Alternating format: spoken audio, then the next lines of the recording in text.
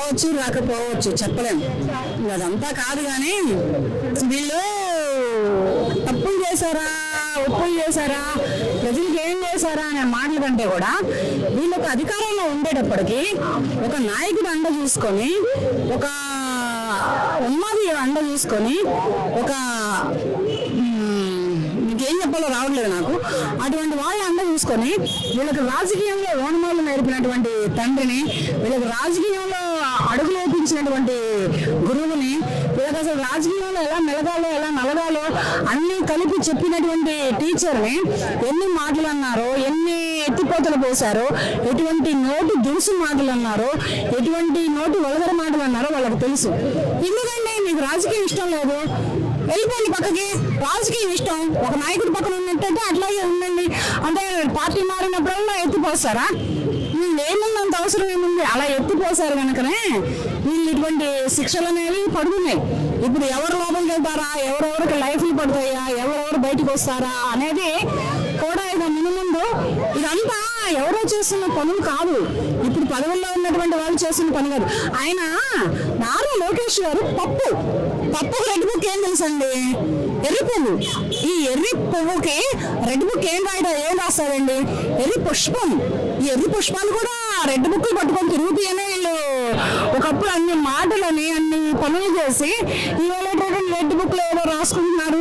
Red book లో ఉంది అని ఎలా మాట్లాడతారండి? పప్పులు, ఎర్రి పువ్వులు, ఎర్రి పుష్పాలు రెడ్ బుక్లు పట్టుకొని తిరగవు. ఎప్పటికీ పప్పు వంటింటికే పరిమితం అవుతుంది. ఎర్రి పువ్వులు, ఎర్రి పుష్పాలు కాలువ గట్లమ్మటే ఉంటాయి. అంతేగాని రాజకీయాల్లోకి వచ్చి రాజకీయాలు నేర్చుకుంటూ రెడ్ బుక్లు పట్టుకొని తిరగవు. ఇప్పుడు వచ్చేటప్పుడు రెడ్ బుక్ వచ్చిందా మీకు? ఇప్పుడు నాయకుడు రెడ్ బుక్ రాజ్యాంగం తప్పితే ప్రజా రాజ్యాంగం జరగట్లేదు అని చెప్పేసి వీళ్ళు చేస్తున్నారంట ప్రజా రాజ్యాంగం, వీళ్ళు చేస్తున్నారంట రాష్ట్ర డెవలప్మెంట్, వీళ్ళకి తెలుసన్న రాష్ట్రం డెవలప్మెంట్ చేయడం, వీళ్ళకి తెలుసన్న. ఇప్పుడు వీళ్ళు ఎందుకు ఓడిపోయారో తెలుసా? వీళ్ళు అమ్మ ఒడులు అంటూ నాన్నబడులు అంటూ అన్ని చేసి అన్ని చెంది పింఛన్లు గింజలు అంటూ ఆ తల్లికి ఆ కొడుకు చెప్పిన మాటకి ఓడిపోయారు. ఆ కనిపించినటువంటి తల్లిదండ్రులకి ఆ చదువుకున్న కూతురు చెప్పినటువంటి మాటలకి ఓడిపోయారు. వీళ్ళకి ఉద్యోగాలు లేవు. వీళ్ళు అలో లక్ష్మణ అనుకుంటూ ఎంతెంతో పెద్ద పెద్ద చదువులు చదువుకొని ఈ తల్లిదండ్రులు కడుపు కట్టుకొని నోరు కట్టుకొని ఏదైనా తిందా అన్నా ఏదైనా ఉందా అన్నా సూర్యు కింద నిలబడి పిల్లల్ని చదివించుకొని వీళ్ళు స్థలాలు ఇచ్చి పొలాలు ఇచ్చి ఇన్ని చేస్తే ఇప్పుడు నువ్వు పార్టీలోకి రాగానే రాష్ట్రాన్ని ఎటువంటి నాశనం చేసావయ్యా? రాష్ట్రంలో ఉన్నటువంటి నిరుద్యోగ భవతిని ఎంత పెంచావయ్యా? రాష్ట్రంలో ఉన్నటువంటి పొట్టవు చేత్తో పట్టుకొని రాష్ట్రాలే ఏంటి దేశాలే ఏంటి వలసలు పోయి బ్రతికేలాగా చేసావే. వాళ్ళు చెప్పుకోరు వాళ్ళ తల్లిదండ్రులకి, మేము మీకు దూరం అయింది ఇందుకే, మేము మీ దగ్గర లేని ఇందుకే, మా భవిష్యత్తు మీద దెబ్బ కొట్టారు, మా చదువుల మీద దెబ్బ కొట్టారు, మమ్మల్ని మీకు దూరం చేశారు అంటే ఎవరి తల్లిదండ్రులు చూసి ఎవరు పోసుకుంటూ నువ్వు ఓడిపోయారయ్యా? ఆ మాత్రం తెలియదు ఆ ప్రజలకి. ఎక్కడ ఏం చేయాలో ప్రజలకు తెలుసు కనుకనే ప్రజలు మంచి తీర్పు ఇచ్చారు. ఇప్పుడు చెయ్యి ప్రజాయాత్ర. ఇప్పటికి 10 నెలలో 8 నెలలో గడిచిపోయింది. ఈ 4.5 సంవత్సరాలు ఇప్పుడు చెయ్యి ప్రజాయాత్ర, ఇప్పుడు చెయ్యి ఓదార్పు యాత్ర, ఇప్పుడు చెయ్యి ఏంటది పాదయాత్ర.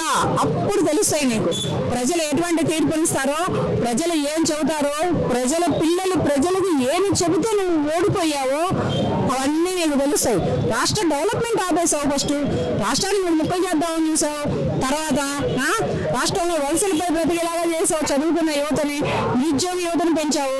పావులా రూపాయలు గిల్లు బఠానీలు బ్రతుకుని ఎన్నాళ్ళు బ్రతుకుతావు నువ్వు?